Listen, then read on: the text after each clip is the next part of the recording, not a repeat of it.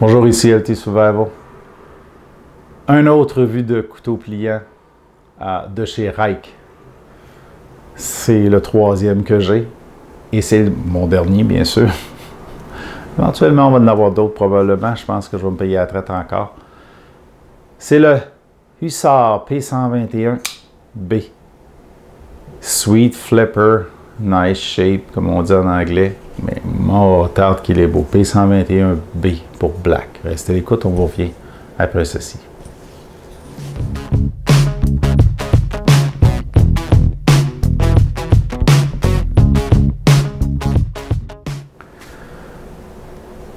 Comme je vous montrais au début, j'ai vraiment du plaisir avec les rakes. Celui-ci est particulier. Il est vraiment, c'est un flipper seulement. La lame est de style persane. Okay? Elle monte un petit peu avec les grind lines qui donnent un effet. La poignée est très confortable. Okay? Je n'ai pas travaillé avec. C'est quand même une première impression. Je n'ai pas coupé non plus avec pour l'autre vidéo. OK, mais faisons un petit... Les yeux fermés, c'est comme du beurre. OK? Donc, vraiment, les couteaux Rike de belle qualité, de belle facture. Celui-ci, il est particulièrement beau. J'adore beaucoup, beaucoup, beaucoup. Je vais me rapprocher la lumière, et puis on va vous montrer le produit en détail. Ah!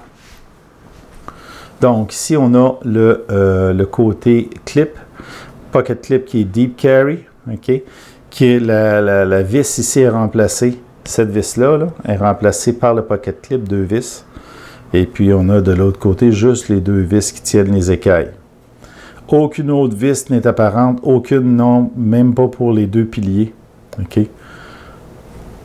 Qu'il y a dans ça, comme je vous disais.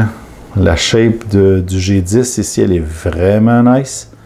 En masse d'espace pour aller chercher la barre de torsion pour la barrure. Ici, on voit le mot Rake. Puis ici, on donne le numéro de série et le numéro de modèle. OK? Avec tout ce qu'il faut. La lame commence à la bonne place. Même épaisseur. Vraiment un beau produit. Un High Saber Grind avec un swedge sur le dessus ici. Puis quand les deux se rencontrent ici, ça donne l'effet perçant de la lame qui est incurvée vers le haut. Elle est légèrement, si on va sur une table, on a peut-être un petit millimètre, peut-être un demi-millimètre d'incurvation, de curve, pour utiliser le mot français. Donc vraiment, un beau produit. Je me recule, on va finaliser ça.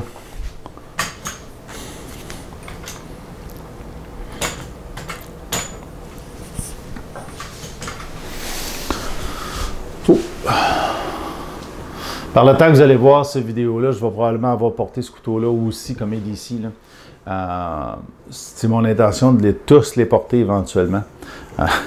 Peut-être pas les plus gros, on va voir. Mais ceux-là, les Rike, sûrement. J'adore la shape, j'adore la texture, j'adore la fini. Donc vraiment, un produit de qualité. Okay? Vraiment smooth, qu'on peut même fermer comme ça. Okay? Qui est synonyme des couteaux sur ball bearing de qualité. Là. Okay, ça n'en fait pas un couteau plus dangereux pour ça, là, à part que de couper toi-même.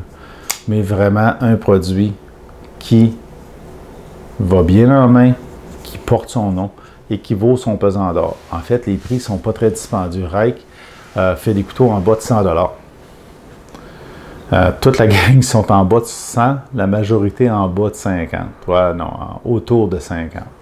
Donc, vraiment un couteau qui n'est pas cher, parce que tu vas chercher un Ontario Knife en AS8, ça c'est du 12, du 14 C28N, un Sandvik Steel, qui est meilleur que le AS8, à moins de 50 $, alors que tu vas chercher chez Ontario un Rat One à 75.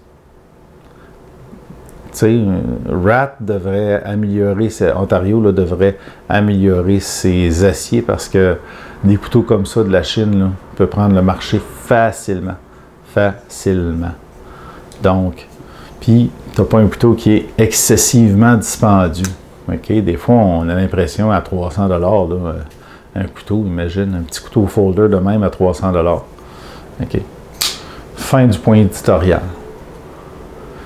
Vraiment, j'adore les couteaux. Ça vaut vraiment la peine de voir ce qu'ils ont. Ils en ont des intéressants, des shapes intéressantes.